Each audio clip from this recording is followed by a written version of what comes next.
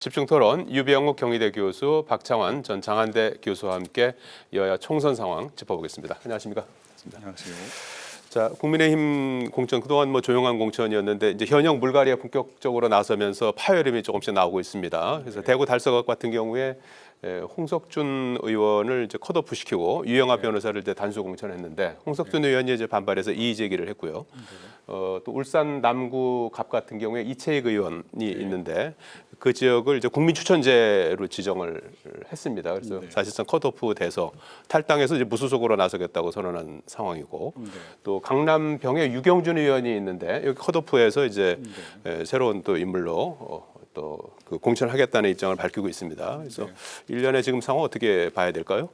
네, 지금 국민의힘과 민주당 모두 텃밭과 일부 경선 지역을 제외하고는 지역구 공천이 사실상 마무리 단계에 있는데요. 이번 총선의 공천은 국민의힘은 현역 불패, 민주당은 친명행제 비명행사 공천이었다고 요약해 볼 수 있겠고요. 기존 정당의 대안을 자처했던 제3지대의 경우에는 기존 정당의 일부 공천 탈락자나 비주류 일부 합류에 그치면서 국민 입장에서 보면 새로운 인물이나 새로운 정책이 없는 좀 감동이 부족한 공천이었다고 전체적으로 평가할 수 있겠습니다. 국민의힘 공천에서 영남이나 강남에서 현역 의원이 좀 탈락할 가능성이 많다고 말씀드렸었는데 경선 과정에서 김의곤, 김병욱, 이주환 의원 등이 탈락을 했고 또 말씀하신 유경준 의원이나 홍석준 의원 또 이채익 의원 같은 경우도 사실상 탈락이 확정된 상황입니다. 이채익 의원의 경우에는 지역구가 울산 남구고 또 해당 지역에서 3선을 하면서 지역 기반이 탄탄하기 때문에 무소속 출마 가능성이 있다고 보여지고요. 경선에서 탈락하신 분들 같은 경우는 아예 좀 출마 가능성이 부족하고 선거 법상 불가능하고 유경진 의원이나 홍석준 의원의 경우는 반반을 하겠지만 지역구의 특성 때문에 무소속 출마나 탈당 같은 건 좀 쉽지 않아 보입니다. 민주당의 경우에 좀 잡음이 있으면서 한 10여 분 정도 탈당은 있었지만 추가적인 탈당은 없을 것 같고요. 국민의힘의 경우는 큰 잡음까지 가지 않고 일부 반발하다 그치는 선에서 정리가 될 것으로 전망합니다. 자, 이렇게 되면 이제 국민의힘도 현역 물갈이 비율이 상당히 이제 올라가게 되지 않을까요? 어떻게 예상하십니까? 과거에 40%, 50%에 육박했던 물갈이에 비하면 여전히 물갈이 폭은 작다 이렇게 얘기할 수 있겠습니다. 그럼에도 불구하고 과연 바뀐 게 뭐냐? 현역들이 불패라는 소리를 들을 정도로 경선에서도 이기고 또 단수 공천되는 경우도 많았기 때문에 사실은 언론의 여론의 질타를 많이 받았습니다. 이런 걸 의식해서 텃밭에서 현역 교체가 좀 있을 거다. 그리고 그 시기는 29일 지난달 29일이죠. 쌍특검 재의결이 끝나고 나면 이제 그런 소위 반란표를 예방하고 나면 될 거다라고 했는데 아니나 다를까 이제 교체가 좀 됐어요. 예견됐던 일이군요. 그렇죠. 근데 우리가 항상 얘기를 하지만 민주당도 그렇고 국민의힘도 그렇고 특히 텃밭에서는 교체 여론이 굉장히 높습니다. 국회에 대한 국민들의 불신이 있기 때문에 공천 이코로 당선이기 때문에 그렇죠. 그래서 현역을 좀 교체해야 된다라고 하는 여론이 민주당도 그렇고 국민의힘도 많은데 근데 문제는 그 자리에 누가 들어오냐가 중요하거든요. 그러니까 국민들이 저 정도 사람이라면 괜찮아라고 하는 사람이 글로 들어온다 그러면 그게 단수가 됐던 전략이 됐던 사실 논란이 안 생기는데 그동안의 국민의힘의 공천 기조에도 불구하고 이번에 바꿨단 말이에요. 근데 바꾼 사람이 과연 국민 눈높이에 맞냐? 이게 또 새로운 논란거리예요. 그런 점에서 이번 그 텃밭에서의 물갈이가 과연 잘했느냐라고 하는 거에 대해서는 아마도 많은 물음표가 따를 것 같습니다. 물갈이 비율도 중요하고 그 내용을 어떻게 채우느냐 이런 부분도 이제 계속 지켜봐야 될 대목인 것 같고요. 특히 이제 국민의힘이 박근혜 전 대통령의 최측근 복심으로 불리는 유영하 변호사를 이제 달서 갑에 이제 단수 공천하지 않았습니까? 그리고 그 박근혜 전 대통령 탄핵 당시에 변론을 맡았던 도태우 변호사를 이제 경선을 통해서 공천하면서 결국 이제 탄핵의 강을 다시 되돌아가는 게 아니냐 하는 그런 지적도 나오는 것 같아요. 이 부분은 어떻게 봐야 될까요? 당에서는 시스템 공천이라고 이야기하긴 합니다만은 박근혜 전 대통령에 대한 대구 지역의 정서라든가 대구는 또 지역적 특성, 또 박근혜 전 대통령과 윤 대통령의 관계 회복을 위한 정무적 판단이 분명히 포함되어 있을 거라고 판단이 되고요. 윤 대통령의 경우에는 박정희 전 대통령 추도식에도 참석하는 등 박근혜 대통령과 관계 회복을 통해서 TK 위심 달래기 위한 노력을 많이 해왔었고요. 힘들게 건넜던 탄핵의 강에 다시 빠지는 거 아니냐 이렇게 표현하기도 합니다만 탄핵의 강은 이미 끝났고 상처가 봉합이 되었으니 새로운 미래로 함께 가자 이렇게 판단했다고도 볼 수 있겠습니다. 도태우 변호사의 경우에는 현역 의원과 경선을 통해서 승리했기 때문에 특혜를 받다고 보기엔 좀 어려움이 있을 것 같고요. 유영하 변호사가 공천을 받았는데 뭐 박근혜 대통령의 측근인 건 분명하지만 이제 탄핵과 관련된 재판이 이미 끝났기 때문에 예. 뭐 민주당 국민의힘에서 문제 삼고 있는 민주당의 대장동 관련 변호사분들이 공천을 받은 거가 좀 차이가 있다고 보여지고요. 일단 이 상황은 이제 TK 지역에서 국민의힘이 지금 지지를 받는 데는 좀 도움이 될 것 같고요. 수도권이나 부동층의 표심은 어떻게 될지 좀 향후에 지켜봐야 될 것 같은데 이거보다 더 큰 이슈가 좀 많이 있고 탄핵이 일정 부분 시간이 지났기 때문에 큰 영향은 미치지 않을 것으로 그렇게 좀 전망하겠습니다. 예, 유영하 변호사 같은 경우는 7.8기라고 그래요. 그동안에 7차례 이제 뭐 국회의원 선거, 단체장 선거에 나와서 이제 떨어진 그런 이력이 있고요. 어쨌든 박근혜 전 대통령 주변 인사들의 이번 이제 공천되는 과정 어떻게 보고 계시는지요?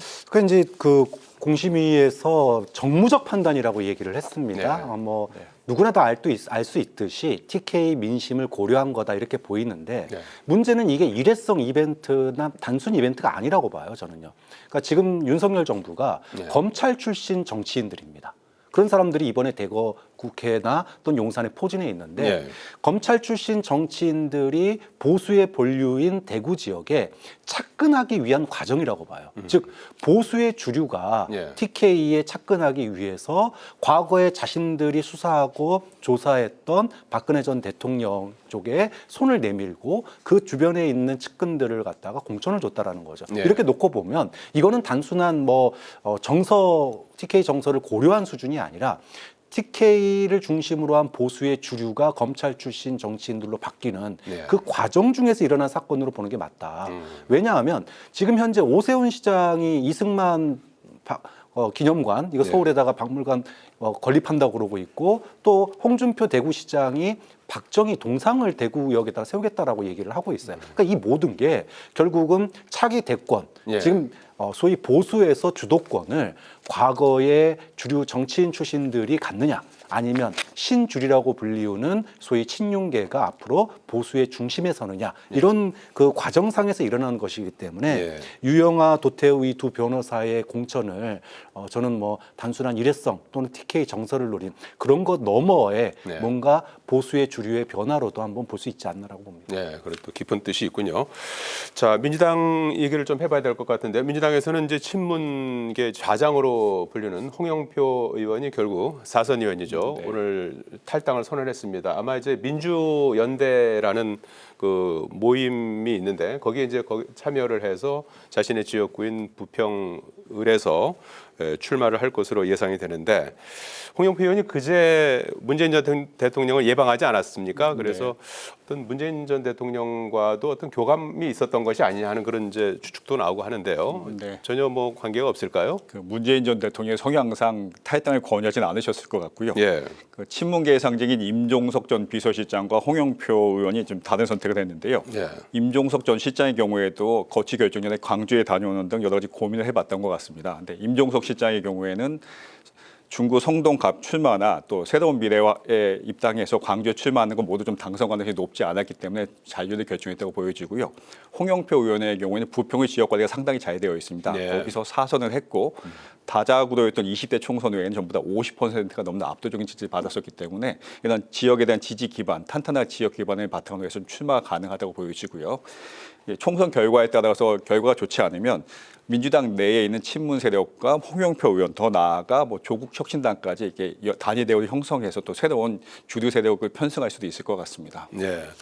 홍영표 의원의 탈당 후 이제 뭐 사실상 무소속 출마, 뭐 탈당하면서 상당히 그 격한 발언을 쏟아냈는데요. 어떻게 앞으로 어떤 파장이 있을까요?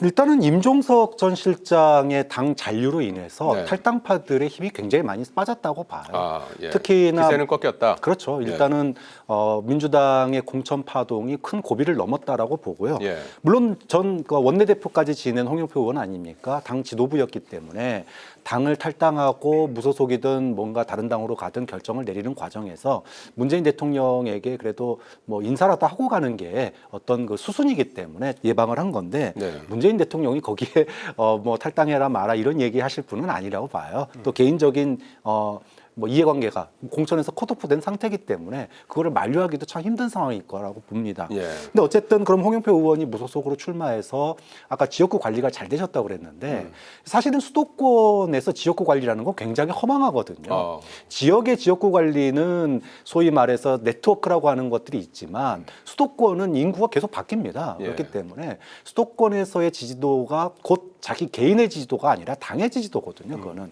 이제 그런 측면에서 보면 무소속 출마를 통한 생환 이거는 수도권에서 굉장히 어려운 거다. 좀 그런 점에서 홍영표 의원이 만약에 집단적으로 뭔가 차기 대권 주자로 볼 수 있는 임종석 전 실장을 낀 채로 뭔가 집단적인 행보를 했다면 의미 있는 득표를 할 수 있겠지만 예. 그것이 아닌 무소속으로 가게 된다면 그 결과는 소위 생환이 그렇게 쉽지만은 않을 거다 이렇게 봅니다. 예, 어쨌든 탈당 후 무소속으로 나가서 이제 민주연대에 이제 가담하는 의원들과 함께 할 거라고 하니까요. 30여일 남은 이제 총선에서 어떤 결과가 나올지 한번 보기로 하고요. 자, 민주당이 최근에 사천 논란이 불거졌던 그 권향엽 전 비서관 전략 공천됐던 부분을 이제 철회하고 그 지역을 이제 경선에 다시 붙이기로 했습니다. 전남 순천 광양 곡성 구례 을 지역이죠. 여기에서 이제 기존의 그 현역 의원인 서동용 의원하고 권향엽 비서관 포함해서 경선에 이제 붙이기로 한 거 아니겠습니까? 네. 그래서 그 일련의 과정 요거는 어떻게 좀 봐야 될까요? 잘된 결정이라고 보시는지요? 네, 일단 이하 부정관이라고 오얏나무 밑에서는 가끔의 고추 쓰지 말라는 얘기도 있는데 예. 결국 경선하기도 했는데 처음부터 경선을 했었으면 좋았을 텐데 하는 아쉬움이 있습니다. 권영엽 후보 자체만 놓고 보면 오랜 기간 예. 당직자로 활동을 하는 등 뭐 공천을 받거나 후보적인 전혀 문제가 없다고 보여지는데 해당 지역의 서동영 의원이 의원 의정 활동 하위 평가를 받은 것도 아니고 특별한 결격 사유가 없는데 단수 공천을 준 것은 좀 무리수가 아닌가 하는 판단이 있고요. 예. 단지 이 사안 하나만 놓고 본다기보다는 그동안 이제 그 친명계에 대한 특혜가 좀 누적된 상황에서 이런 일이 발생하면서 사천 논란이 좀 발생하고 누적된 불만이 폭발된 것으로 보입니다. 국민의힘과 자꾸 비교하게 되는데 국민의힘의 경우에는 뭐 대표 비서실장인 김영동 비서실장이나 장동규 사무총장 등이 경선을 했었고 또 같은 사무처 당직자인 서주영 후보 같은 경우에는 이제 경선을 통해서 당선된 바 있는데 그런 측면에서 보면 권향엽 후보에 대해서 사천 한 부분에 대해서는 비판이 있었고 예. 민주당에서도 결국 경선을 수용하기로 한 것은 후보 본인이 요청하기도 했지만 이것과 관해서 논란이 좀 있어서 이런 부분을 좀 인정한 게 아닐까 싶습니다. 예. 이재명 대표가 어제 예정에 없던 기자회견을 열고 아내와는 사적 인연이 없다 이렇게 이제 반박하면서 그대로 이제 어떻게 보면 이제 밀고 나갈 것 같아 보였는데 결국은 물론 본인이 전략 공천을 이제 처리해달라고 했고 경선을 해달라고 요청을 한 부분을 이제 수용하는 형식으로 이렇게 바뀌었는데 일련의 과정이 어떻게 평가하시는지요? 어제 이재명 대표의 기자회견이 그동안에 누적되어 왔던 소위 기울어진 언론 지형 그리고 여권에 대한 이 불만이 폭발한 그런 장면 같아요. 굉장히 감정도 많이 좀 실려 있더라고요. 예. 일단은 소뚜껑을 보고 잘하라고 우기니까 이재명 대표가 화가 폭발을 한 것 같습니다. 앞서 말씀하신 것처럼 권향엽 전 비서관은 뭐 오랜 당직자, 민주당의 오랜 당직자 출신이에요. 국민의힘 의원들도 알 정도로 유명한 당직자입니다. 근데 이런 분을 갖다가 김혜경 전 여사의 뭐 비서다 이렇게 이제 얘기를 대선 하니까. 당시에 그렇죠. 대선 캠프에서 그 역할을 배우자실 담당했던 부실장. 그렇죠. 예. 그 담당을 했던 당직이었습니다. 그거는. 그러니까 당직이었고 대선 기간 이전이나 또는 대선 기간 이후에 어떠한 인연도 없으신 분이에요. 예. 근데 이런 분을 갖다가 이제 비서라고 얘기를 하고 사천이라고 얘기를 하니까 이재명 대표가 화가 폭발을 한 건데, 근데 중요한 것은 왜 이런 일이 벌어지게 됐을까라는 거죠. 그러니까 지금 이제 이재명 대표가 어저께 기울어진 언론 환경을 굉장히 맹비난했는데 물론 국민의힘이 문제가 없지 않습니다. 예. 뭐 당사 앞에서 분신도 벌어지고 있고 국민의힘의 공천에 칭찬하는 사람 별로 없거든요. 예. 그럼에도 불구하고 민주당이 위기 관리가 사실은 지금의 어떤 그 위기 관리 대응에 문제가 있지 않았느냐.